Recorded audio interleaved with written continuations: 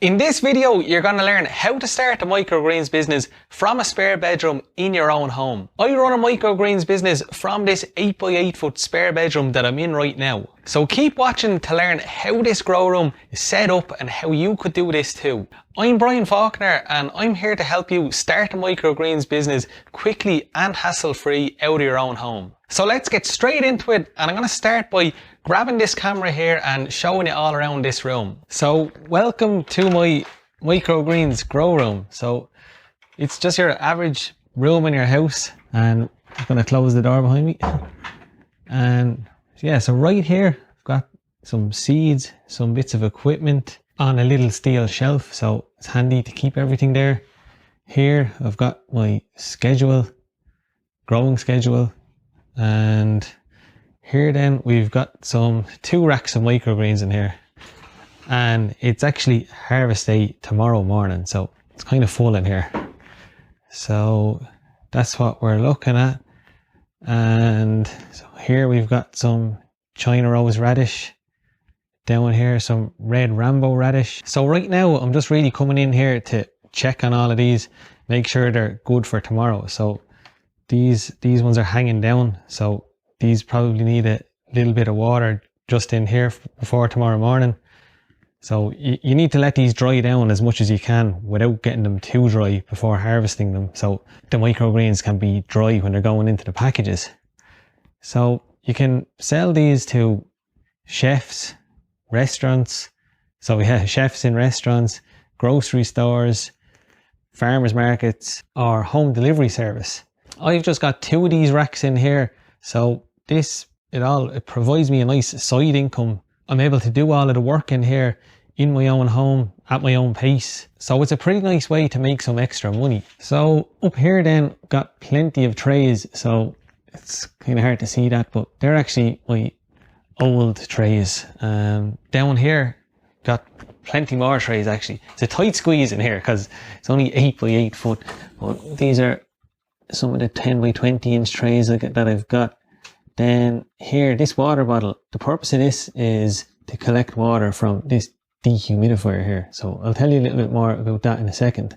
But with a microgreens business, it's really a continuous cycle of planting these trays. So depending on the variety that you're growing, they'll be ready somewhere between 1 to 3 weeks after you've planted them. And I'll just show you how I kind of keep organized here so planting is quick and efficient. So in here I have all of my soil, so it's just your normal, it's hard to see that, apologies, but that is full of soil for planting. So the trays are over here, the soil is right here, and everything gets done here.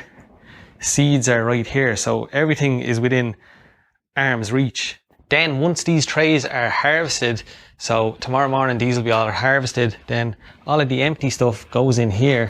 So this is just another bin with a black bag in it. And there's many ways you can get rid of this soil. So I actually don't have my own garden here, so I can't compost it myself, but my parents take it and they compost it in their garden. So then when you're harvesting all these, it's best to really harvest them all on the same day, because it makes it easy for you then to just do all this work in one day instead of having lots of different things happen on lots of different days. And it's also good then for the people and businesses that you're selling to, that it's consistent that you bring the microgreens on the same day each week. The good thing then about doing it this way is that most other days then they're pretty easy. So there's planting there, so that's not that easy, but most other days you're just kind of watering and maintaining what's in here. But packaging, harvesting, so harvesting and packaging, delivering, that's a really busy day. But every other day is pretty nice and easy going, really. To make sure that they're all ready on the same day, it really depends on your temperature. So I have this heater in here. So the room has a normal radiator, but I just have this heater separate to the normal radiator so I can control the temperature more. And this radiator, so just up here is my temperature gauge, and you can see there that it's 22 degrees centigrade, so that's about 72 degrees Fahrenheit. So I try and keep in here between 20 to 22 degrees centigrade, so that's 68 to 72 degrees Fahrenheit. And beside the number beside it here, the 73%, that's the humidity. So that's reading pretty high right now because I actually have the dehumidifier and the fan turned off for making this video. But usually I try and keep that somewhere under 60% or very close to 60%. So somewhere in the region of 60%. So when I turn the dehumidifier back on, that number is going to go down again.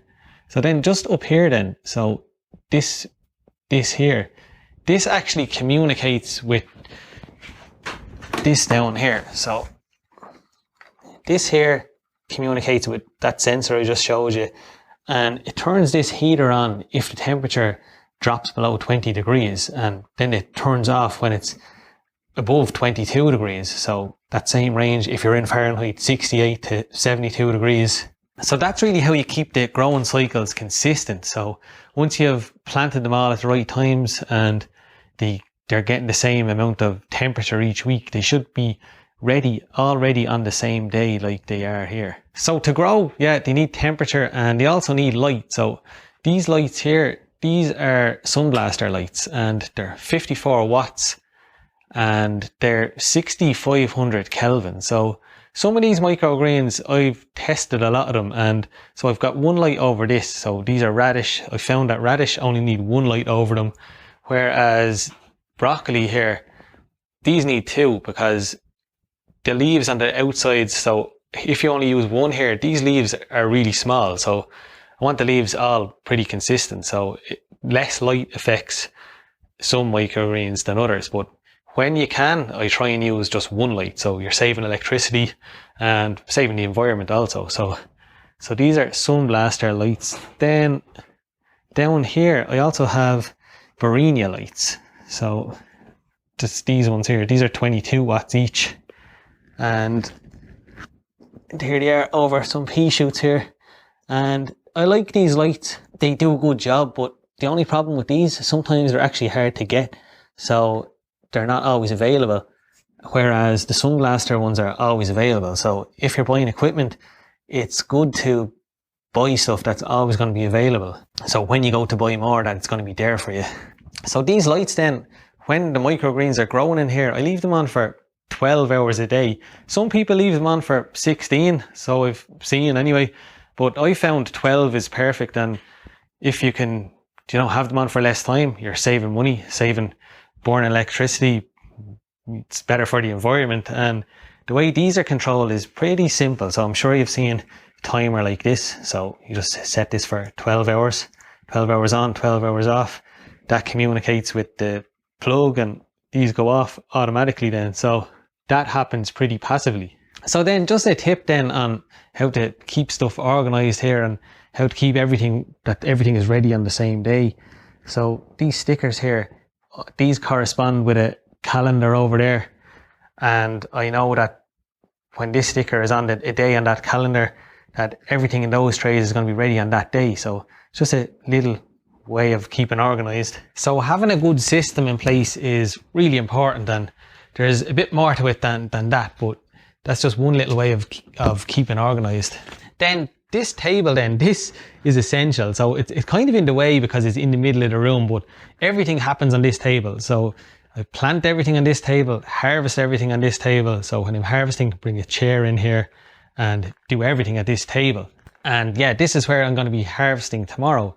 And when you're harvesting then, you're going to need like a knife or a scissors. And I actually use both. So then I make use of this wardrobe here to kind of store everything. So just got some bit of everything in here. So get this table out of the way.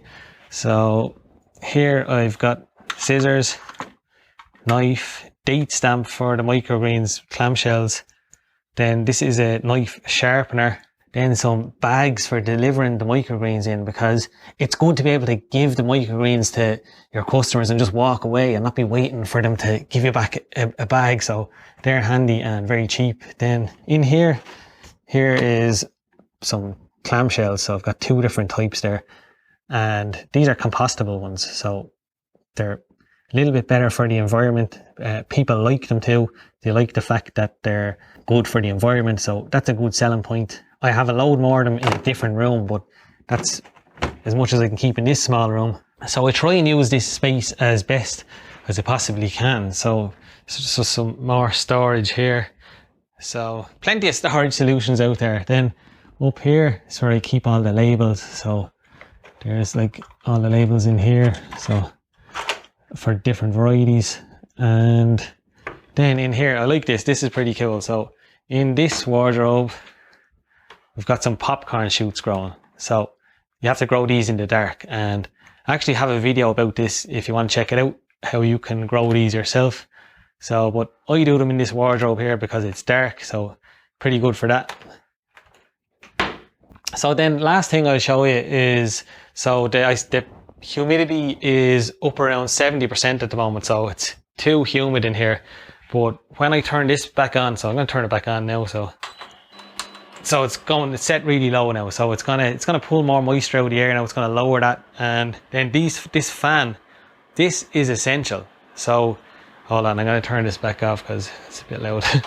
But this fan is essential because this keeps air blowing at these microgreens, and air is pretty much the most important thing because it keeps the leaves dry, it keeps mold spores moving around the room, so mold spores don't have a chance to settle on the microgreens then. So a must for any microgreens business is a fan, or maybe more than one, even if it's bigger than this, the room you're in is bigger than this. So this is definitely essential. Dehumidifier isn't essential when you're just getting started. So it is for me right now because this is a small room and I've got a lot of stuff growing here.